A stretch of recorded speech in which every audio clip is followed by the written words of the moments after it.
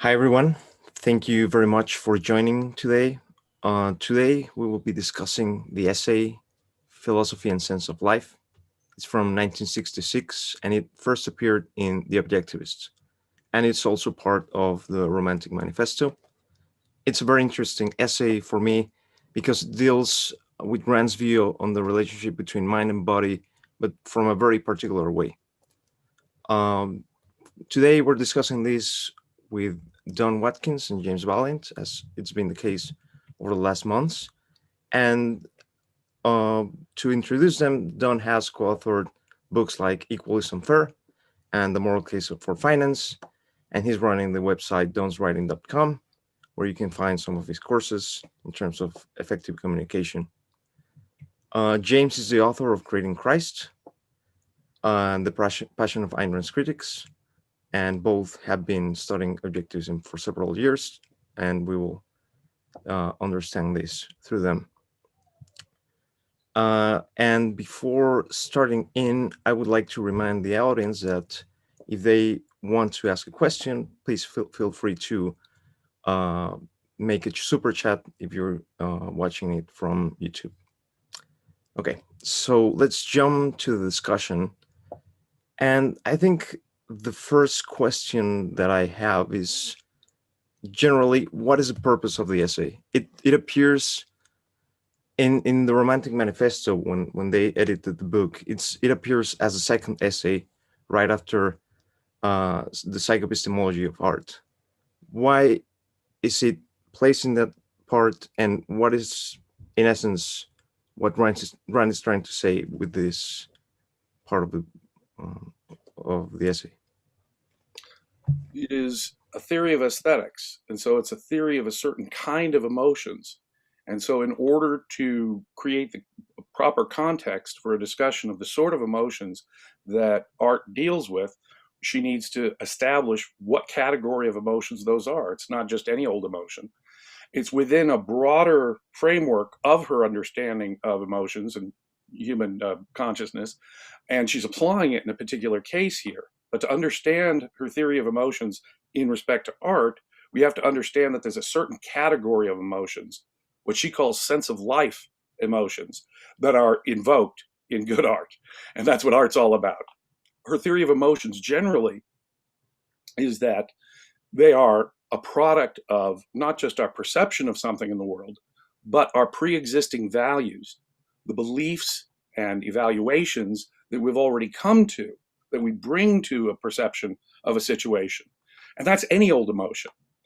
But there's a certain category of emotions, which she calls sense of life emotions, that art is specifically involved in.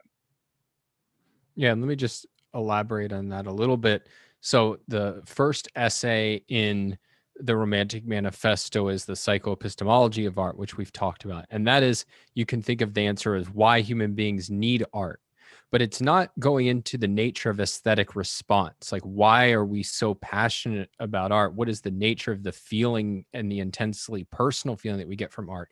And that is going to be an analysis of our sense of life emotions, as Jim mentioned. And so she has to get on the table like, this is the kind of emotion that's going to be activated in art. Now, I do think you can say, taking this out of the context of the book, what's the purpose of this particular essay? I wouldn't put it exactly as it's about aesthetics, or it's just there to set the stage for aesthetics. It is a deeper perspective, or a different perspective on why we need philosophy. So it's philosophy and sense of life. And as we've talked about with the essay Philosophy Who Needs It, her view is that philosophy is inescapable, and therefore you want to consciously examine your philosophy to make sure that it's true and use it to guide your life. And here is a deeper examination of what it means that philosophy is inescapable. So she has some things to say about the need for explicit philosophy, but the emphasis here is what does it mean that we have a philosophy, whether we know it or not?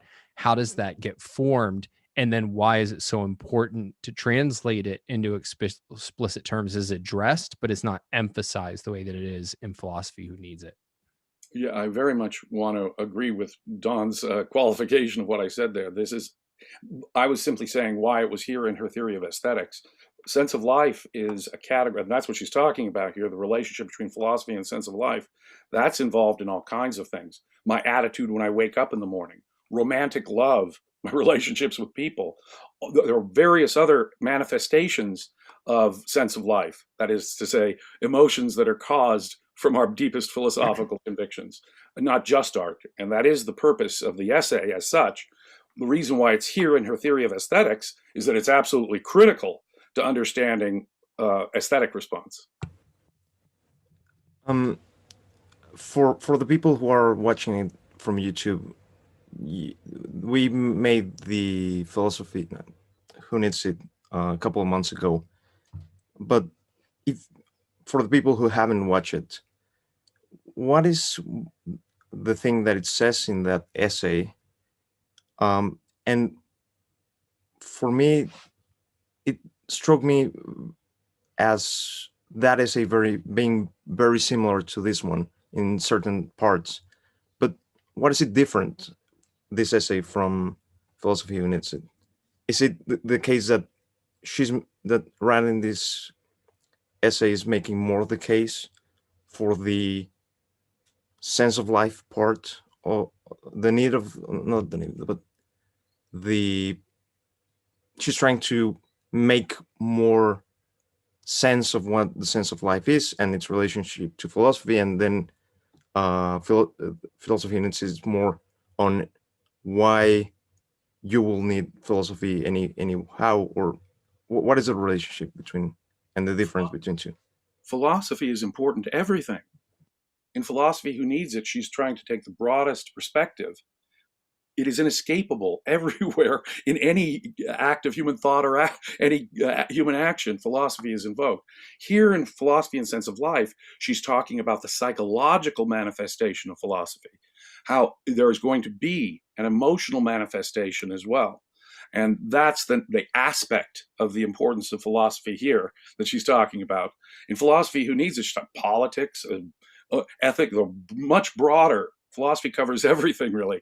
It's that broad. Here, with Philosophy and Sense of Life, she's talking about a certain category of emotions that will come from your philosophy. This is one of the inevitable results of your philosophy, whether it's an undigested, contradictory mess of an attempt to integrate your thinking, or it's a self-conscious, rational approach to philosophy. One way or another, philosophical ideas are going to impact this category of emotions, sense of life. One way to think about it is that the evidence that everybody has a philosophy and Philosophy Who Needs It is that we all resort to different catchphrases in the process of justifying our choices, beliefs, and actions. And that's really, I mean, it's true and really useful, but it's far from her kind of fleshed out deepest view of the evidence that philosophy is inescapable. And that is what we're getting in this essay. And what it is this her argument is that we, and we'll talk about this more as we go along, but that as we grow up, part of what happens is that we form an implicit view of life that is um, we have access to emotionally, and only later have the ability to conceptualize and self-consciously examine. So it's an issue of like the evidence for philosophy being inescapable is not just that like we all say, well, it may be true for you, but it's not true for me. It's much more pervasive and profound. Thank you. Maybe it would be interesting to revisit this when we talk about the this idea when people decide not to think and to make their own philosophy firsthand, and they absorb things by osmosis. But that's something that we'll talk about later. So I was wondering if we could start by discussing the first and most important concept of the essay, which is sense of life. What it is and how can one think about it from probably an ostensive way. How does one see it in a really firsthand way, or I mean, it's sort of firsthand, but how? Yeah, I sympathize. So it's I find this to be the most difficult essay Ayn Rand ever wrote, for me, which is that it's a really difficult concept to get even what sense of life is, let alone all of the points she's making about how it's formed. And I think the easiest way to get at it is by contrast with self-esteem. So Brandon in The Objectivist, where he's writing about it, describes self-esteem as a self-estimate. But then he goes on to say, he says, the estimate is ordinarily experienced by him, by man, not in the form of a conscious verbalized judgment, but in the form of a feeling that can be hard to isolate and identify because he experiences it constantly. It is part of every other feeling. It is involved in his every emotional response. An emotion is the product of an evaluation. This is going to what Jim was saying about Rand's view of emotions. Back to the quote. It reflects an appraisal of the beneficial or harmful relationship of some aspect of reality to oneself. Thus, a man's view of himself is necessarily implicit in all his value responses. Any judgment entailing the issue, is this for me or against me, entails a view of the me involved.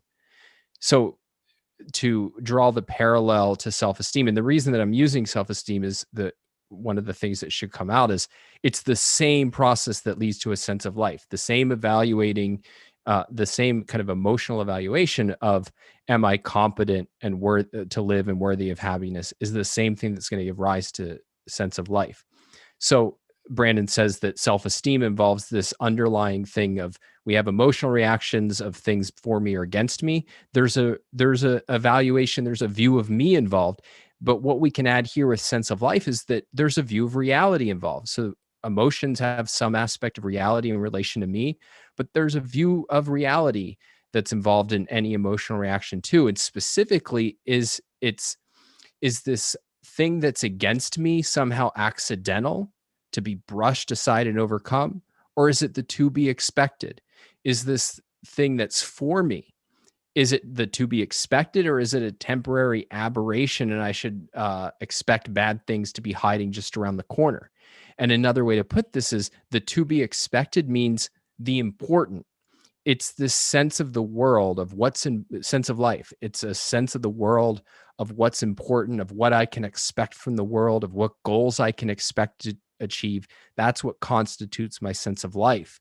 And so the way she'll put it is it's your implicit metaphysics, your implicit view of man, the world, and man's relationship to the world. And key here, though, is that none of this is verbalized. It's not even an emotion in the usual sense, like self-esteem. It's a sense, it's a disposition that shapes your other emotions and shapes how you respond to everything else that you encounter in life, whether it's a piece of music or a new acquaintance or sex or a pop quiz. It's this underlying sense or disposition, and there's more to say about how to spot it, but I just want to get on the table that if you think about it in conjunction with self-esteem, that can help you get a better grip on exactly what phenomenon she's talking about. Exactly. When we are children, we are not fully conceptual. A child can't really grapple with philosophical issues as such. They just don't have the conceptual wherewithal to discuss metaphysics or free will or various issues like that. On the other hand, they're conceptual beings. And as their conceptual faculty comes online, they're still drawing abstractions. And even before they're fully conceptual. And those evaluations that we make before we're fully conceptual beings are still evaluations that have been planted in our head at a fundamental level and that are going to manifest in our emotions. That are, as conceptual beings, we do not have a choice as to whether or not we come to abstract conclusions. Let's say a child has, as an adult, I have context. If someone walks up to me and treats me like a jerk, I can say, that guy's a jerk, because I have a broader context of knowing people. If I'm 6 years old and someone treats me like a jerk, I don't have that context. I might be thinking, what's wrong with me? Maybe not in those words, but geez, is there something wrong with me? Is felt. If there's enough trauma or enough traumatic experiences or enough even little experiences These are happening in childhood where our memory isn't complete. We don't have complete access to the memories. And sometimes they're a result of pain or trauma. And we have defense mechanisms that protect us from seeing the origins. So we develop an emotional sense of things on a philosophical level, mind you, about the world. The world is unknowable. The world is dangerous. The world is a scary place. I'm not in control to any extent. We draw conclusions. I don't have free will. I don't have choice. People don't. We're helpless. We're not drawing them philosophically on that level, but we are implicitly drawing them to draw out the emotional conclusion that would be. I'm helpless, in effect, is all it's held at. Now, as we get older, we start coming online conceptually. We become able to think philosophically about these things.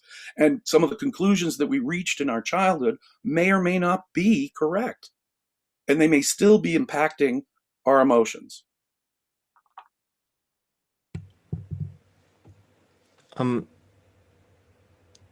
Continuing a bit on what a sense of life is, another thing that it's kind of makes me struggle with it is what kind of entity it is, in the sense of I don't think it's the emotions as such, but rather the emotions are the manifestation of the sense of life. Would that be correct to say that? And we're also using emotions as guidance is the problem. yeah, oh yes, but I mean in the way in which, how should one think about the entity that is a sense of life? Is the entity, I guess the entity is you, your soul, but it's a very particular attribute of your soul, right? Would that be correct to say? I don't know what it. Well, go ahead, Jim. I would say that it's the form in which you're manifesting your deepest philosophical convictions, even if you're not aware of those philosophical convictions on a conscious level.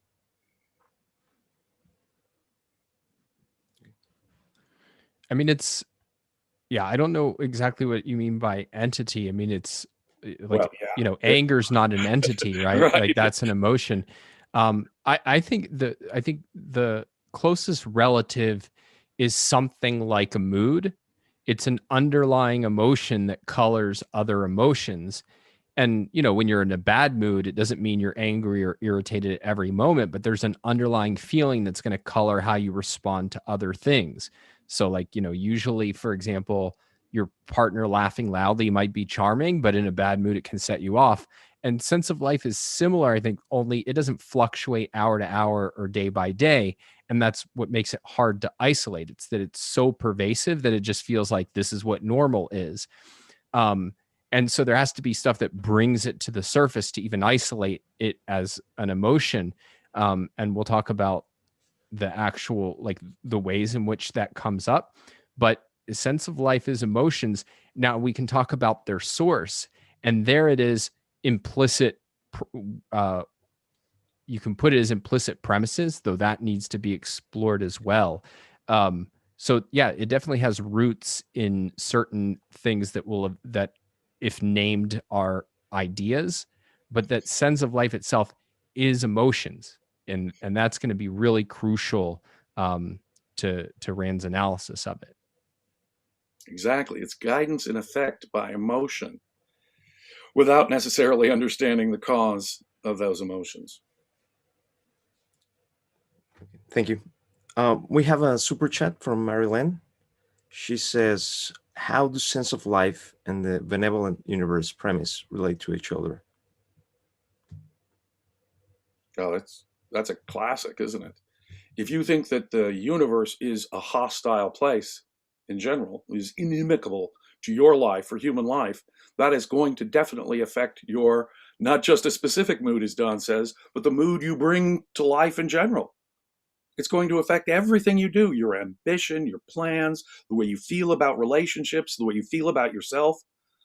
If you have a negative view of the universe being hostile to you, a place where your values cannot be achieved, that's going to have a psychological manifestation. And when you see art that reflects that, you're going to say, yeah, that's the world to me. That's important to say because that's the essence of what I feel about life. James, Yeah, what well, is it? let me just say one thing on that.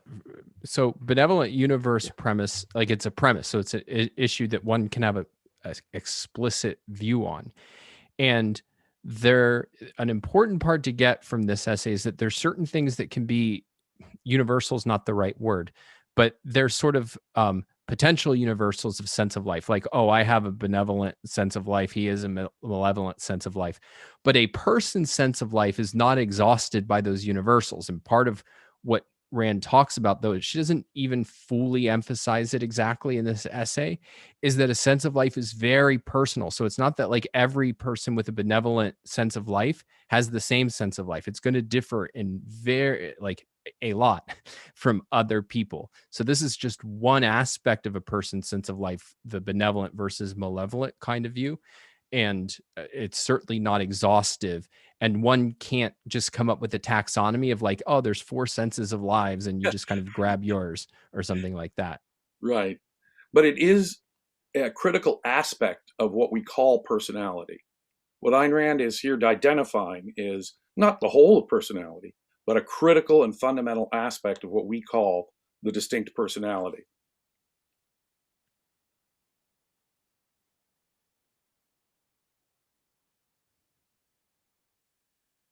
You're on mute. Sorry, could you say a bit for the people who haven't heard the concept what a benevolent universe premise is?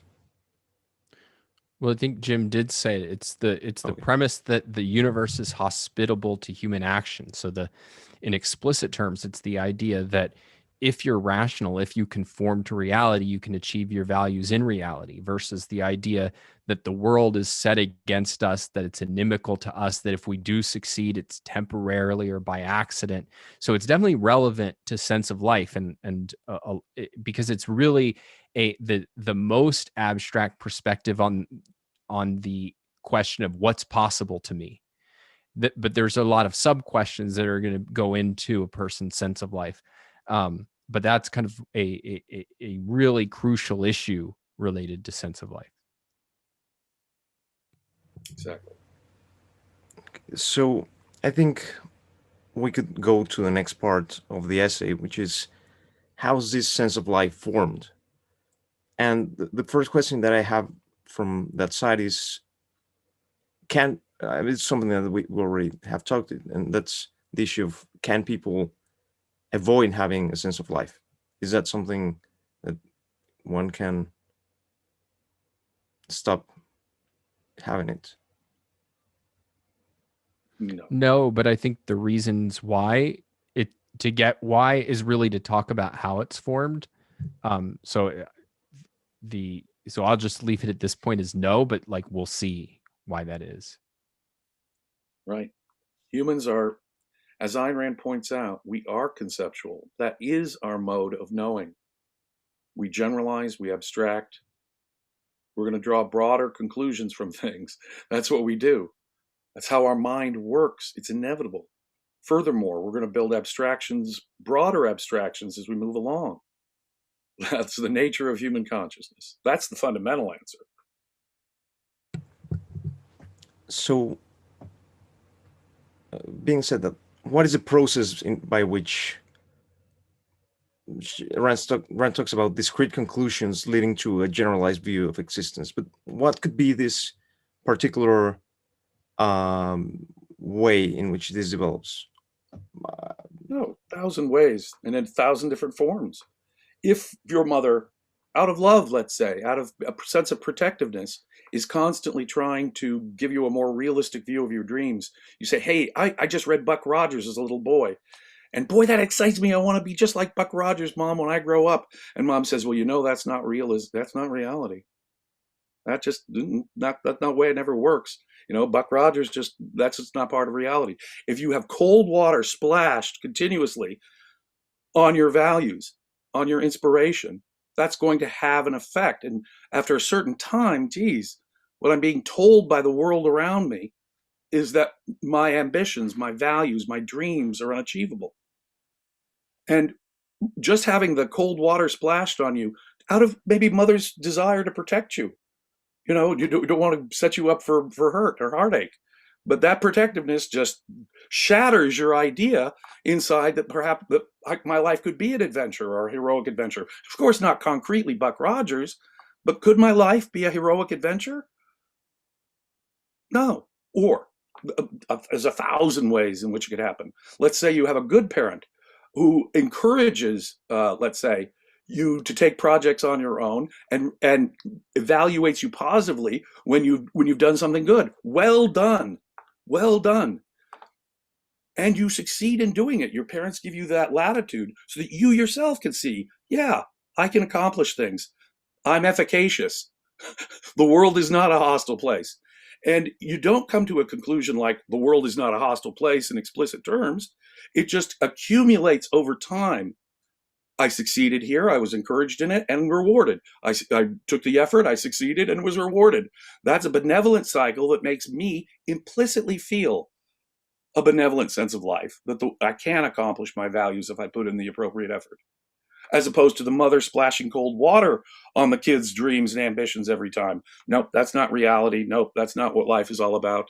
And so slowly, without coming to the broad conclusion explicitly, over time, they emotionally come to certain conclusions.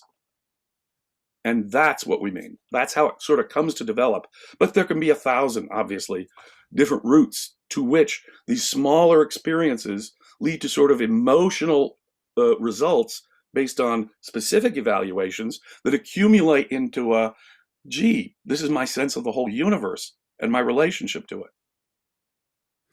Yeah, I mean, just if you just think about like your simple emotional reaction to something specific, right? Like, you experience boredom or fear with math, right? It's from specific experiences, right? Oh man, I have to look at these flashcards again, or oh man, I got to see in this test, or I have to go through this stupid long division process, which was really hard, and I can't see why I'm doing this. And so you get to a broader feeling of like math isn't worth the effort, and then imagine that's combined with reading isn't worth the effort, trying to building out of blocks isn't worth the effort, and then you're getting to like effort is pointless and unpleasant, and then I'm incapable of succeeding. Success is accidental for human beings. Failures the to be expected. So these things grow out of discrete experiences into more and more universal attitudes about life. In this respect, Rand talks a bit in other essays about the American sense of life, which um, what do you think could be the instances that could spark this kind of sense of like that she talks about? And maybe it would be interesting to say what is it, because I summarize it a bit more like common sense, self-esteem, and self-respect. But I don't know if that could be the best way to think about that. But she talks about that concept. How would one arrive to that kind of view of life? I mean, I'm wary of jumping to that because she has a whole analysis in Don't Let It Go about the relationship between an individual and a cultural sense of life. And then she has a whole analysis where she's trying to draw it out. I haven't read the essay in a long time. And so I think as we'll see, it's super complicated to think about an individual sense of life, but then how should one think and characterize a culture? Maybe Jim has thoughts on it, but I would hesitate to say anything at this point. Like it's a complicated thing, and I'd want to revisit her more closely than I have in a while.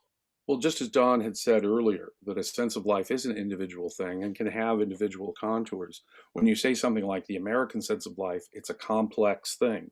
It involves more than one aspect, and we have to essentialize it down to certain fundamentals.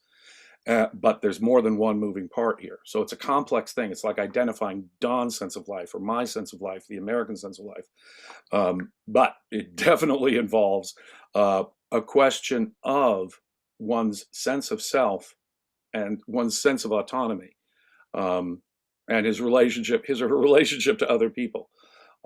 Very much so. The American sense of life is the product of a certain metaphysical view of humanity, that freedom, people are capable of having great experience and living on their own and being civilized in a condition of freedom. The freedom is not to be feared, and that's based on a certain view of humanity. Humans are good enough to do that. Not that they don't have free will and can't be bad. That's why we still need government.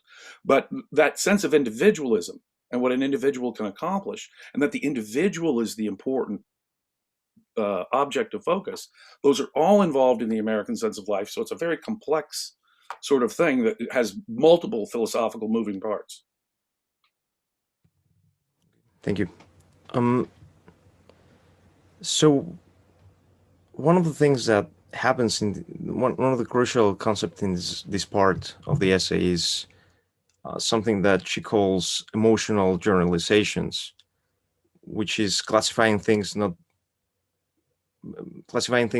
because of the emotion that they provoke on you. Could we chew a bit on that concept of classifying things through emotional abstractions? People do not question their emotions, generally speaking. They take them as givens. They take them as sort of the floor that you can't go under, rather than saying, it's not just this object, it's my evaluation of the object. Where's this emotion coming from? Since most people just take their emotions for granted, emotions provide sort of the basis on which they're going to make evaluations, rather than focusing on the facts that should lead one to a certain kind of evaluation cognitively, properly speaking, and with reason. They're taking their emotions as givens, especially when we're young. But most adults take their emotions as given too. But children are really going by emotions because they don't really have adult concepts to help guide them. That's sort of the situation that we're in. We are using emotions basically as our signposts to help us make moral and metaphysical judgments, which of course is fraught with potential error. I'd say that, so she has a view that this is something that everybody does, including good people, right? Is that they relate things according to the emotions they evoke. Ankar Gate once used an example from We the Living that kind of gives this an example of emotional generalization. So I think it comes from early on. It's a description of Kira, where Rand says that Kira had the same feeling for eating soup without salt, and for discovering a snail slithering up her bare leg, and for the young men who pleaded broken-hearted, their eyes humid, their lips soft. She had the same feeling for white statues of ancient gods against black velvet in museums, and for steel shavings and rusty dust and hissing torches and muscles tense as electric wires in the iron roar of a building under construction. She seldom visited museums, but when they went out with Kira, her family avoided passing by any construction works, houses, and particularly roads, and most particularly bridges. She was certain to stop and stand watching for hours, red bricks and oaken beams and steel panels growing under the will of man. But she could never be made to enter a public park on Sunday, and she stuck her fingers in her ears when she heard a chorus of singing folk songs. And so if we're going to get, one of the things I want to emphasize throughout is the highly personal nature of sense of life. Because if you read Ayn Rand's essay on critically, it just sounds like, all right, there's the thinker sense of life and there's the evader sense of life. But notice that for Kira, it's that these kind of seeing these classifying together. I mean, what does she have? The eating soup without salt, discovering a snail slithering up her leg, and young men who pleaded brokenhearted, their eyes humid, their lips soft. Like, that's not a universal integration for thinking women. But they are rooted in a universal potential, right? Kira is a thinker, and so she responds positively to things that suggest or evoke effort, strength, achievement, and purpose, and negatively to things that the opposite, though it's there's no universal thing mandating that like your reaction to a snail slithering up your leg won't be like this is the most cute, adorable thing. I love, little critters. So Rand's point is not that every thinker will respond to the same things, though she thinks there will be certain patterns. So it's not completely arbitrary. So if you want to chew this, and forgive me, I don't mean this to be like titillating, but I think it's a useful case for getting at why she thinks this is such an important phenomenon to bring in. Why will somebody have a sexual preference for certain kinds of breasts, for example? It's the fact that the fact that we have the capacity to have a sexual response to breasts is built into us, right? But our preferences for certain sizes or shapes, Rand does not agree with the modern idea of, oh, these are kind of innate, and so we can just kind of deduce from evolution that this would be the preferred. Like, no, what she thinks is that an individual's sexual reactions and preferences are going to come out of a process of emotional generalization. So one person might think that, small perky breasts suggest energy and vitality, or another person, larger breasts suggest sensuality, passion, boldness. And for a different kind of person, nurturing, safety, protection.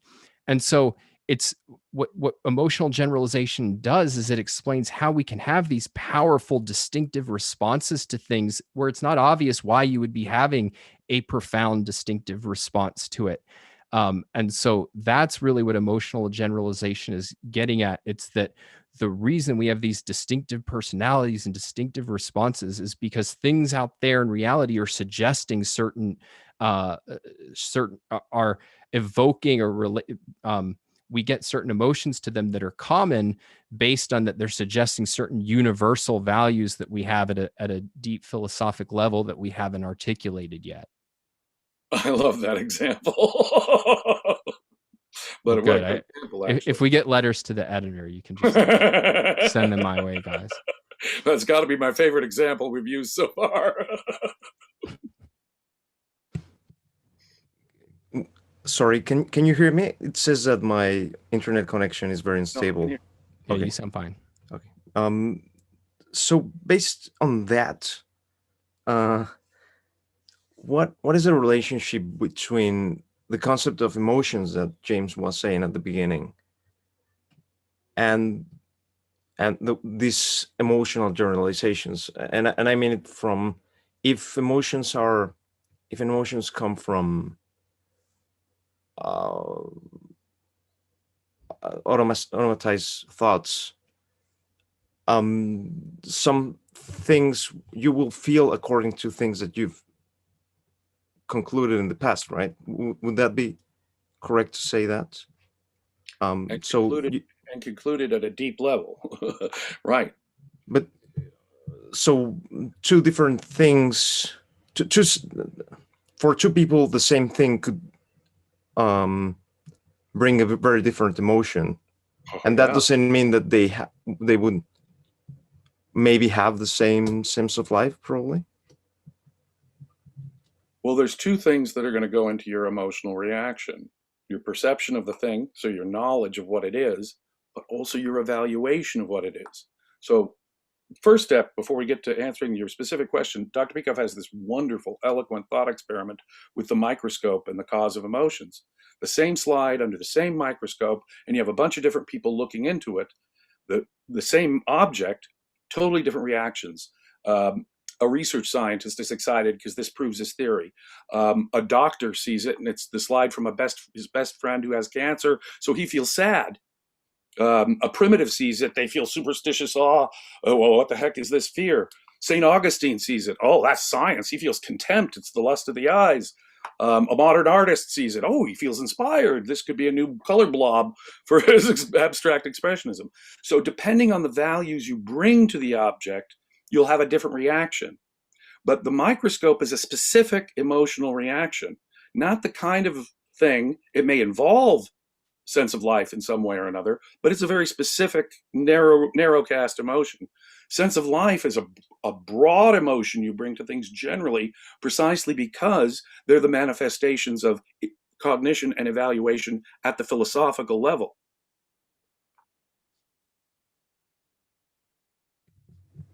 Thank you. Can you still hear me? Yes. Okay. It's just it's it's getting pretty bad sometimes. So I think the last issue in this part is the concept of importance.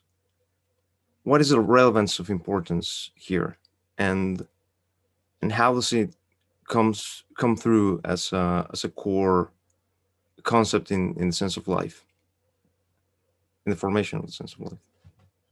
Well, let me start by kind of going back and answering your previous question. I agree with what Jim said, but I think we can bridge from that to important. So, if we think about sense of life as emotions that emerge from implicit, what Ayn Rand calls metaphysical value judgments, which are answers to basic questions like, is the universe noble enough or not? Does man have the power of choice? Um, these are, they're implicit premises, right? Like it's not that you've reached abstract conclusions about those things. It's that you've the material that then is like a adolescent you'll turn into an abstract proposition like man has free will. That's there early on. So what does it mean that it's implicit? Well, implicit just means that the material's there, but you haven't conceptualized it. And an implicit premise is a habitual pattern of cognition or of action, which, if expressed in words, would be kind of a formal proposition. So if you take Peter Keating, for example, it's not that he sat down one day as a kid and said, well, I could be a first hander or I could be a second hander. Yeah, I'm going to be a second hander. And now I'm going to make my decisions accordingly. It's that he faced particular decisions, such as like follow my desire to be an artist or listen to mom. And then in case after case, he conformed, right? And what that policy amounts to is place the approval of others above my own judgment. And so he doesn't have to say that explicitly, but he'll have the emotional kind of experience about it. And so what you have is you have this whole constellations of emotions that are that form a kind of basic sort of view of the world. But what does it mean, view of the world? It's a view of what's possible to me, what kind of goals I can expect to achieve, the um, the hospitableness or uh, whatever the opposite of hospitableness, inhospitableness of the universe is to my actions. And so then important is just another way of saying that, all right, if I view the world as inhospitable, if I don't view myself as in control of my life, if I can't expect to achieve goals, well, then any sort of like positive that I do achieve or any kind of good thing that happens to me, I can't put that in the category of important. That is just accidental. What really is important is the norm, the to be expected.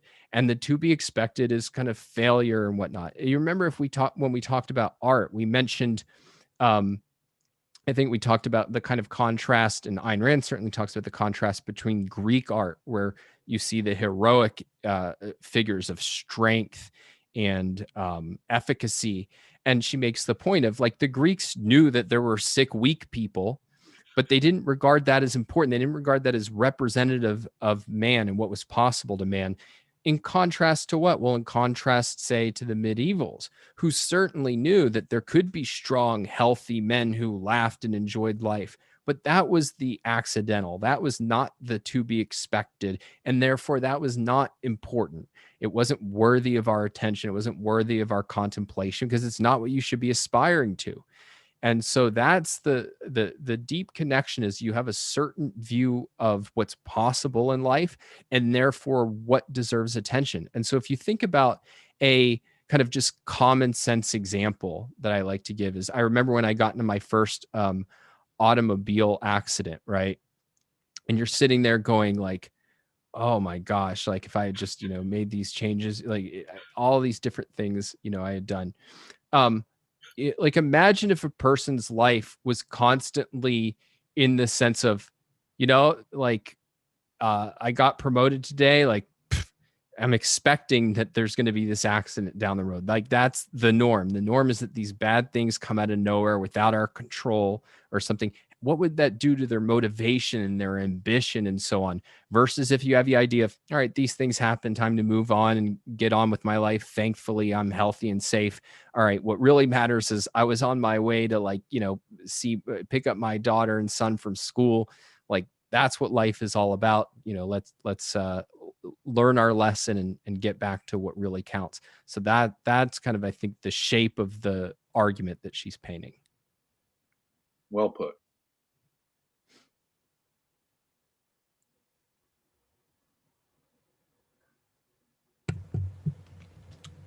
I think I lost. Can you hear me?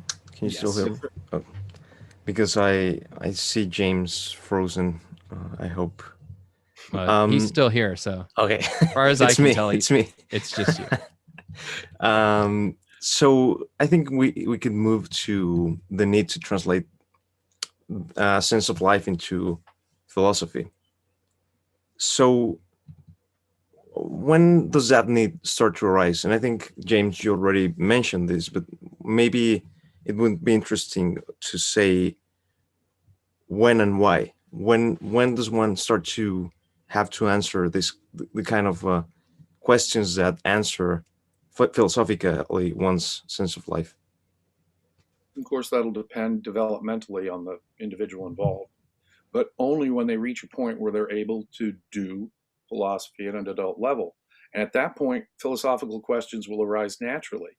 Philosophical level questions will arise naturally at that point. And we already have these emotions, sense of life emotions, the result, in effect, of certain kind of implicit philosophical conclusions. And either those emotions will conform to our conscious thinking to the extent we're thoughtful. Now, some people are not thoughtful. Most people just although they are coming to philosophical conclusions when they get to an adult level, they're not thinking about putting it together into. Remember what was said last, 2 weeks ago, about how there's a difference between having values and having a code of values, at least a somewhat consistent integration of your values. Very few people reach that level of having a code of values, a somewhat integrated, understanding of the relationship between their values. Nonetheless, when you're at an adult philosophical level, you are still drawing broad conclusions. Now, there can be a conflict between your conscious conclusions and the emotions, which are the result of more implicit conclusions you reached as a child. They can either be consistent with one another, bad or good, or they can be inconsistent with each other, bad or good. And sometimes the emotions are actually the sense of life emotions are actually reflecting a more accurate view of reality than your conscious convictions. Let's say you went to seminary or philosophy school and they filled you with all kinds of really bad ideas, which you really did accept. You may have had a better sense of life, a better upbringing, and better implicit conclusions. Or in contrast, you may have a really rotten upbringing, a traumatic one, say, and you drew very negative conclusions about the world. But then as an adult, you realize, hey, I was mistaken. The world isn't that hostile. Values can be achieved sometimes. Well, now you've got a conflict between your conscious emotions and that sense of life. We're lucky if our conscious emotions and the sense of life that we've developed actually are consistent with one another. And given our culture, that's a hard thing to come across. It takes a thoughtful person who has to engage free will and think about these things in a philosophical way, maybe reach that level where they have a code of values and a real consistent philosophy. They're the ones who have a chance of actually having the full integration here. Or they just accept those philosophic ideas that they've taken either by osmosis or from their parents, from authorities, and they live as best they can with to the extent whatever conflict there is between emotions and their thoughts. Their thoughts might not be consistent with one another, and therefore their emotions might not be consistent with one another or their thoughts. And maybe it would be interesting to tune my 17-year me when I was 17 years old, because I would have said no way that people to translate this, because I was really hungry for answers. And when I saw my fellows and other people of my age, I didn't see them as interested into having any kind of answers to anything. So what, I mean, it's difficult to know what really happened to them, but what could be the expected, their psychological and conscious process of these other people who I think they didn't, assuming that they didn't, or that they weren't trying to get uh, a philosophy confirmation of their sense of life, or Well, the fact that something's a need doesn't mean that everybody's going to pursue it. And indeed, the less perceptual, the more demanding a need is to fulfill, and the less pressing it is. That is, like, if it's air, everybody's going to go after air, right? But if it's this is something that's going to drain you of ambition, joy, and passion over the course of decades, um, and nobody's even telling you that, then it's not obvious that like everybody's going to lunge and attempt to do this. But and so it's not universal. But on the other hand, it's not uncommon. Like the the I mean, it's almost a cliche that, oh, these kids always asking about the meaning of life and what's what is a just society and things like that. So the point is that once you're capable of asking these questions, it's natural and unsurprising that people do ask them, and that they need to, because the default, if you don't, is basically that you're going to be lost and you're going to conform. And so, what often happens with most of the people who don't appear to be asking the questions, it's not exactly that they're not um, asking them, it's that they're accepting as the given without question whatever they're taking in from the culture. So it would be weird if like they were getting like no kind of philosophic, like no abstract answers to these questions. But it's no, they're just taking what's ready made, that's not very deep.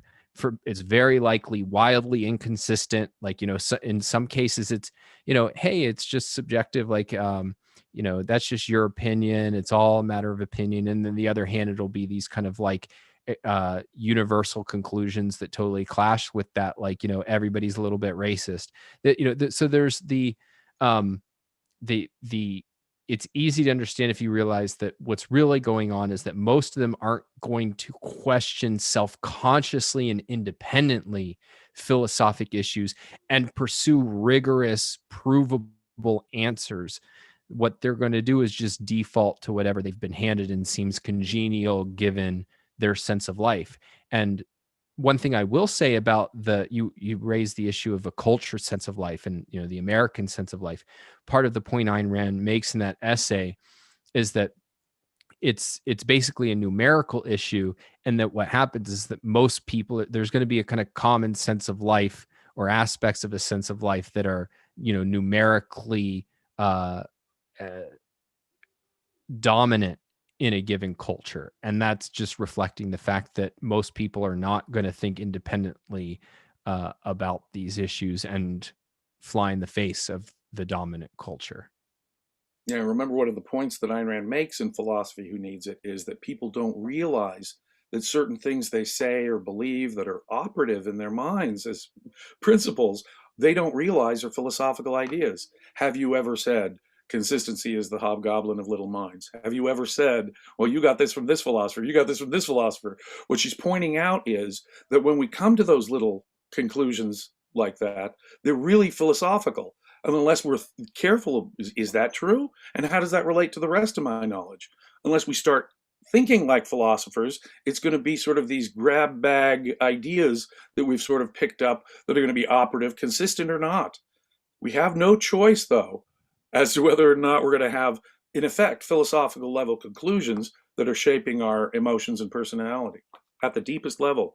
And the more philosophical, the more they're going to be this mood that Don talks about that we carry with us everywhere and bring to art, romance, our attitude toward life.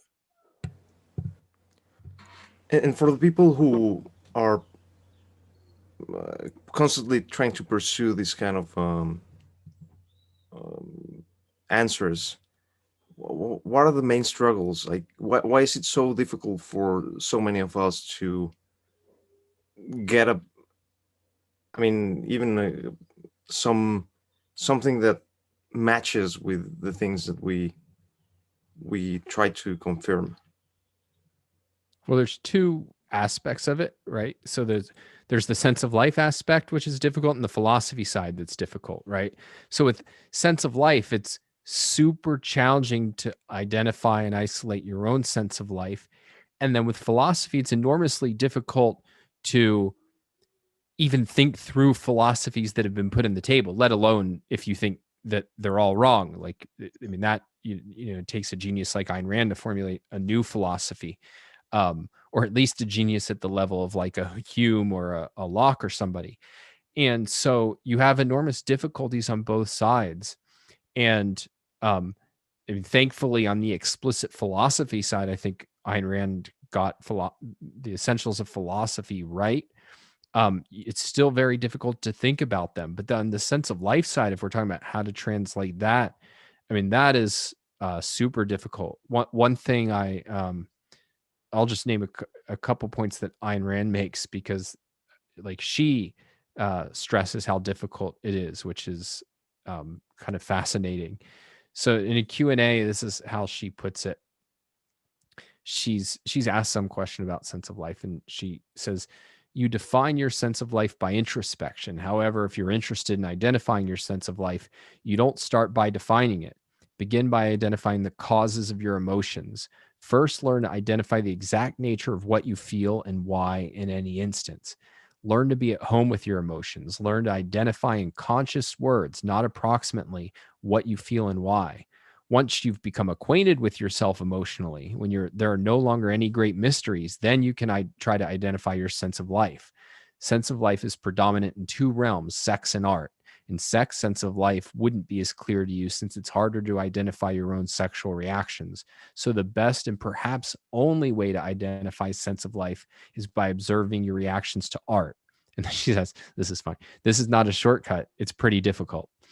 Observe what you feel in regard to art and why. When you feel a strong emotion about some work of art, ask yourself what you like about it and why. That might give you some idea of your basic metaphysical convictions, because what a sense of life presents is your metaphysics, but in the form of emotions, not conscious convictions. And another piece of advice she gives, so that I think is both helpful, but also like that you're getting a clue of how hard it is when she's basically saying there's one area that you can really look to in order to identify your sense of life. And by the way, it's hard. Um, so that's difficult. She does give a little bit more of advice in Don't Let It Go. But to understand that, it's worth pointing out, why is identifying a sense of life so difficult? And there's a couple aspects, and I think we've brought them out, but it's worth really focusing on them. So one is that it's that what things are easy to identify. It's when there's a sharp contrast to them, right? So that's like if you've ever played Where's Waldo, and you're trying to find little Waldo in this sea of other people dressed in similar outfits. It's hard to spot him because there's the contrast is so light. But with sense of life, there's no direct contrast. It's like a fish who lives in water the whole time. He doesn't know he's in water because he doesn't have a contrast to being out of water. And that's sort of what a sense of life emotion is. It's there, it's pervasive, so it just feels like the normal. And so you need to be able to bring it to the surface, and at best try to identify some contrast in what you can project other people and other potential reactions to things can be. So the way that Rand puts it is a sense of life is so complex in integration, the best way to identify it is by means of concrete examples and by contrast with the manifestations of different sense of life, of a different sense of life. So we have this thing that's all pervasive, that's often not at the surface. And so we're looking for cases where we can bring it to the surface, and Rand thinks for an individual, that's mostly going to be art, and then do our best to kind of contrast it. And, in many ways, it reminds me of axiomatic concepts.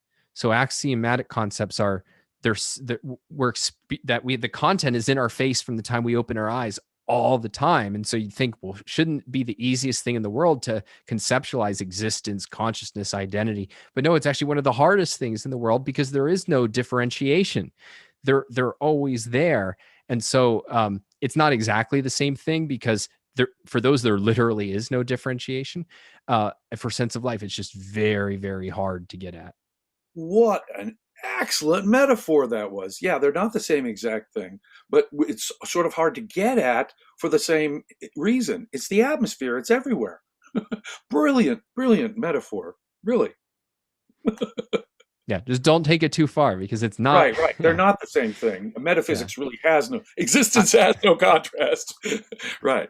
Yeah, don't you people write me that, hey, I was trying to form my sense of life through pure integration.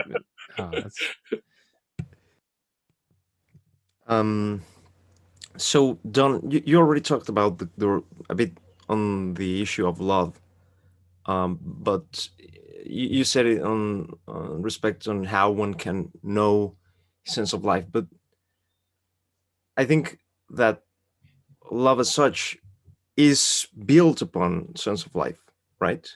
So how does that is formed with love? So what is love and what is the relationship with the sense of life? Well, I'll give you Rand's answers anyway, because I don't feel like I've thought about it deeply enough to have a kind of final perspective for myself, though I find what she says plausible. And, you know, I'm not discounting it, but I want to be clear that this is not an area where I feel like I have expertise. But her view, so she'll often put it in a kind of it's not exactly a loose way, but a way of like love is a response to values. And sometimes objectivists or people interested in Ayn Rand take that to mean, all right, well, any objectivist is going to fall in love with any other.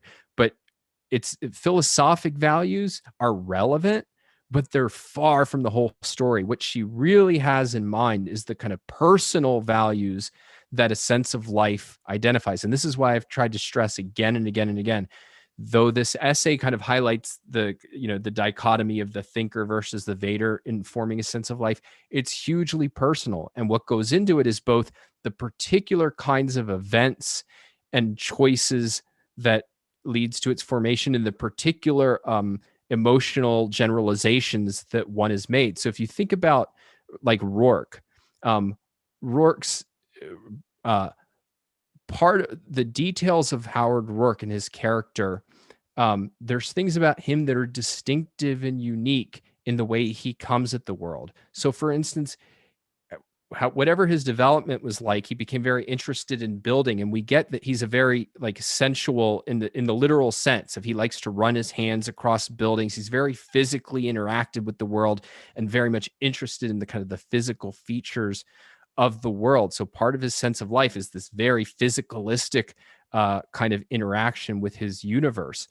And for him, like we could, if you put it in philosophic terms, that yeah, Rourke is independent, rational, and productive, that's one thing. But if it's Rourke is this very kind of sensual, getting his hands dirty in the world, that's very unique and distinctive to Rourke. It's his form of interacting with the world. And that's just kind of one minor example of that we have a sense of life that is highly unique, even though it's rooted in these deep abstractions, these deep metaphysical value judgments that, you know, you and I might agree on and even subconsciously agree on in the most abstract sense. And her view is that that's what we fall in love with. It's the style of one's soul, she'll sometimes put it, that one falls in love with, that it's the sense of life as expressed through grand gestures in every detail of a person. And what you respond to in a sense of life is, I think the way she thinks of it is there's two sides of it, which is fundamental similarities and complementary differences, right? So it's that Rourke and Dominique have this shared set of values, but they also have these kind of complementary differences. The most obvious, which being are related to Rourke qua man and Dominique qua woman. and it's that uniting of shared values and complementary differences that leads to the romantic response between them. At least that's my understanding of how Rand thinks about it. Yeah. I mean, all you can really do is break it down in my mind. She has the correct statement of the abstraction, and the reason why I know that is it applies in my life, and I can give you concrete examples of my friends and my experience, and just most importantly, my own introspection. For me, I was a lawyer. I saw kids being bullied when they were young. It bothered me. Justice was an important issue to me in my sense of life. It was important. I could do something about it. I learned early on, and independence was important to me. I meet a woman who embodies independence and a sense of justice that reflects my own. And that's all it was. I didn't even have the words to identify it. I saw her standing up for her values. I saw her defiant against others. I saw her fighting for justice implicitly. And before I ever consciously noted something like that, I knew there was a deep spiritual connection that I had with this woman. We share an important philosophical conviction that manifests in our emotions and our behavior. It's an operative part of our psychologies that we share. That's just one example. There were hundreds of other, maybe even more important examples. But my affinity for her was before I even could identify it conceptually. I could see this was an independent woman defying the world around her, intensely concerned with justice in the same way I was. She would stand up to injustice. I thought, that's the most beautiful, virtuous thing. And so without my even consciously knowing it, I was starting to have an emotional reaction to a kindred spirit. That's a kind of a clunky, obvious example, but at least it's an example that I can give you. It's pretty good. So one of the interesting things that now that I've been preparing over the last months for these essays is something that I hadn't seen previously when I read the essays, but it's I see it repeated a lot, is this idea of not taking things for granted, specifically in the field of humanities broadly, but everything related to consciousness. And right now, what she says that one of the tragedies is that people leave issues of the soul unexplored, unexplained. What would be should is learning and knowing one's sense of life better and useful for understanding and solving the problems of love? Would you say that? Would you put it that way, at least? Well, that last part for sure. The better we understand our sense of life, I think the more information we're going to have, the better map we're going to have to our human relationships. Knowing our sense of life is going to give us a better map to the kind of art we should purchase for our home. You can do that to some extent emotionally, and it'll work to some extent emotionally. But now I can even, knowing my sense of life, I can actually specify. I can actually zero in on the kind of art I want, and to some degree zero in on the kind of relationship I want. And it'll be helpful in other areas too. The more I understand myself, the more I'm able to achieve my values with clarity. It's really that simple. Now, so to answer the second part of your question, the first part of your question, though, it was a little different. Could you remind me what the first part was again? The idea of not taking humanities. Oh, well, yeah. I think I've explained this before. My dad's an engineer, a very scientific type. When I told him I was going to study philosophy and history, he was like, "Why would you be studying that nonsense?" And see, he believes it was nonsense.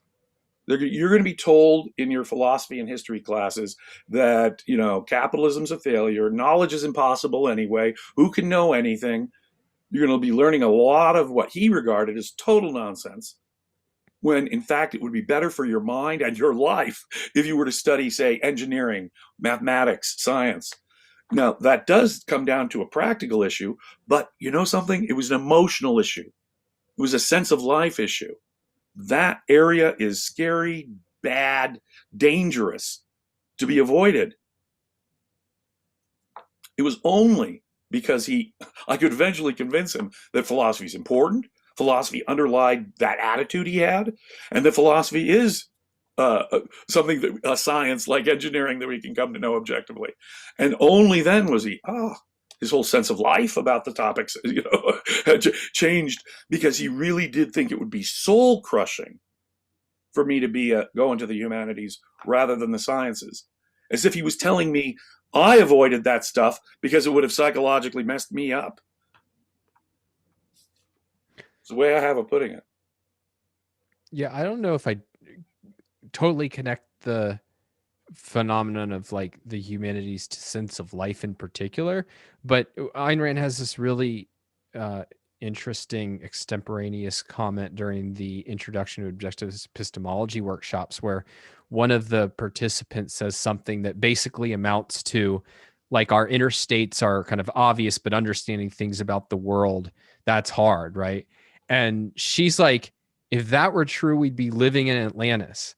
That is, if people were actually good at identifying their inner states. And that goes back to that quote I read. So this is the kind of link of relevance. In understanding sense of life, notice that she thinks the biggest barrier is not even that like sense of life is hard. It's that people don't know anything about their inner world. They're not at home in emotions. And she thinks, like, no, look, the first thing is just to be at home with your emotions. And like, she thinks you should be at the level where there's no big mysteries left to solve. And that is so far from the state of most human beings. And certainly, if you're going to understand humanity and the humanities, having knowledge about human beings, which includes having knowledge about your own inner states. And part of her view, I think, is that if you had knowledge of your inner states, you would have better philosophic ideas. You would have better frameworks for thinking about these things. You wouldn't treat values as kind of this foreign sphere left to God. You'd see it as like a much more natural, inherent part of being a human being trying to project goals and achieve them in the world. And so I think there definitely is a link, but I see it mostly as an issue of that learn to be a better introspector, and that just starts with getting at home with your emotions, and that's the precondition for solving a lot of these seeming academic problems, that they're rooted in kind of a much more common failure of human beings to sit around and figure out, what the hell am I feeling right now? Why? So that's it. My sense of life with my dad, what I meant to say is, if you really did believe that a certain category of knowledge could achieve efficacious, correct knowledge, but this other category of knowledge was inherently unknowable and scary and didn't have that would be a metaphysical conclusion, and it will have emotional manifestations. But the point that Don makes is exactly correct. Most people are not comfortable identifying their emotions. A lot, really, the whole idea of cognitive psychology is only been developed within my lifetime, or at least my parents' lifetime. It's a new thing, that where emotions come from, that emotions come from cognitive conclusions that we reach. We are in the infancy of things like introspection and understanding where our emotions come from. Ayn Rand was a pioneer in understanding that emotions come from cognition and evaluation. So we're really just in the infancy of that. And what Ayn Rand is trying to say, as Don says, is do not take your emotions for granted. If your emotion could speak, what would it say? What is the evaluation? What is the cognition behind that emotion? And that's how we're going to come to understand where our emotions come from, and our most pervasive and important emotions, sense of life emotions, that stem from philosophical conclusions, whether we know it or not. Thank you. So, I guess the last question related to the core essay that I have is, if we could get a glimpse of what she explains on the following essay, um, art and sense of life. What is, because she talks a bit on art, that it's also an expression of sense of life. Could we get a trailer on what that is? Well, so we talked a little bit about romance and how what you're responding to is kind of a sense of life affinity. Like this person comes at the world the same way I do in terms of essentials. Um, she thinks it's the same thing with art. Like these are both deeply personal experiences, and part of what makes them so personal and powerful is you're encountering something that objectifies your way of coming at the world. So sense of life is hard to isolate, but part of how you're isolating is, what am I having an intense response to? Because she thinks that intense response is precisely because this is the world as I see it.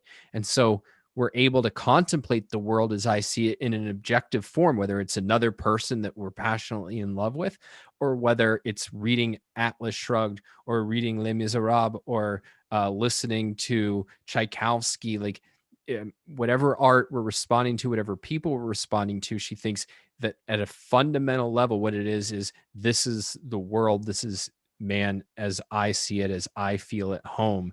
And so that's what's explored in art and sense of life. And I walk through an art museum, I'll see something and I'll go, meh. And the meh says, that's not life to me. That's not important to me. That may have been meaningful to the artist. I see people surrounding it with open eyes and aghast at the emotion, having all kinds of emotions. To me, it's a meh. That's not life to me. Sometimes I'll pass by a work of art and I'll say, ugh, that definitely is not the world as I see it, and I'm going to avoid it. See a work of art, wow, that's what life is. That is what requires my contemplation. That's what demands my attention. That's important. That's saying something that matters to me and resonating with what I think my life and the universe is. I got more or less that response of meh when I saw the Guernica of Picasso. It was like, okay, it's very large. That's the only thing that I But could. these emotions are the manifestations of philosophic ideas. That's the interesting thing here. Okay, so thank you very much. I guess I finished all my questions. Is there any final remarks that you would like to make on this essay? Well, I think we covered it very well, actually. Well, one thing I will say is um, there can be I think you even had a question that you were considering asking your prep that I thought was pretty interesting, which is something like, what advice could be said to the adolescent who is struggling to reconcile his philosophy with his sense of life? Because one thing we didn't go too deep in is, though Jim talked about, is that even once you translate your sense of life into kind of explicit philosophic terms and you reach a conscious philosophy, say, yes, this is my philosophy. There can be a tension between your sense of life and your conscious convictions. And this is often happens with objectivism. And I mean, I certainly, I still to this day have a lot of that. So I don't have a tragic sense of life in the sense of man is kind of doomed to defeat and whatever. Um, but I definitely have an element of life is kind of a bloody, painful struggle that good eventually triumphs. Like so if I think about like the symbol from my childhood of like what was the thing that most left me in awe, it was the movie Predator. And at the end you have Arnold Schwarzenegger standing there bloody and dirty, and he's lost everybody he cares about, but he won the damn thing, right?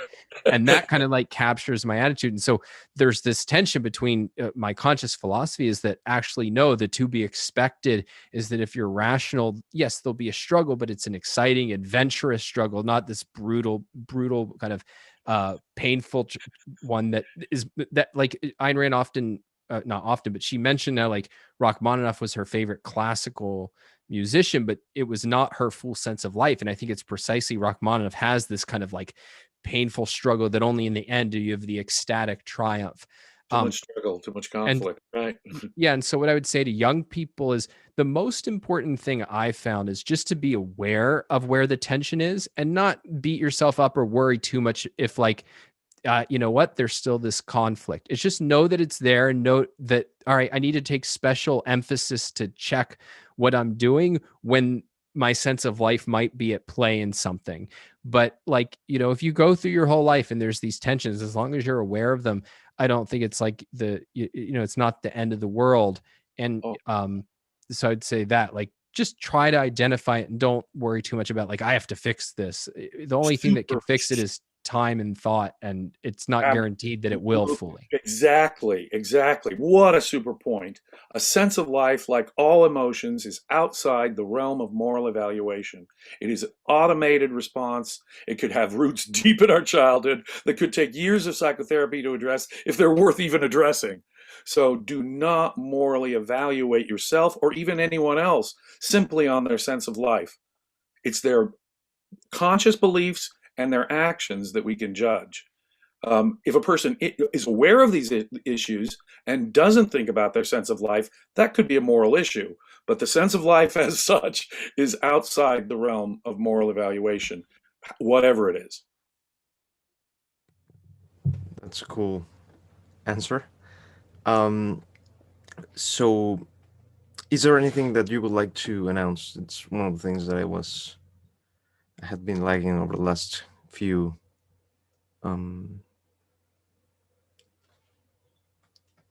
Nothing right now, though. Okay. Right now, I just got word though that last year there was slowed down production on the documentary for Creating Christ. They're in full swing now, and I understand about 10 months from now we will have a 3-part documentary series that will be peddled to PBS, and it's really looking good. So that's my only announcement. I'm just excited that we're working on a documentary on Creating Christ. That's the first I heard about it. Congratulations, Jim. That's exciting. Thank you. Looking forward to that.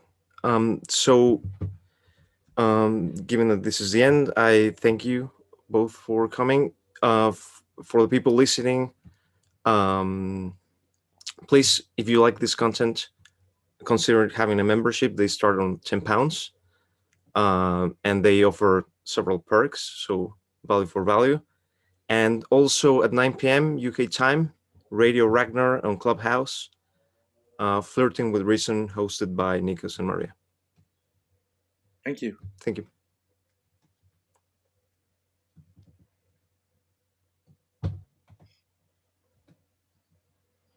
Cool. We are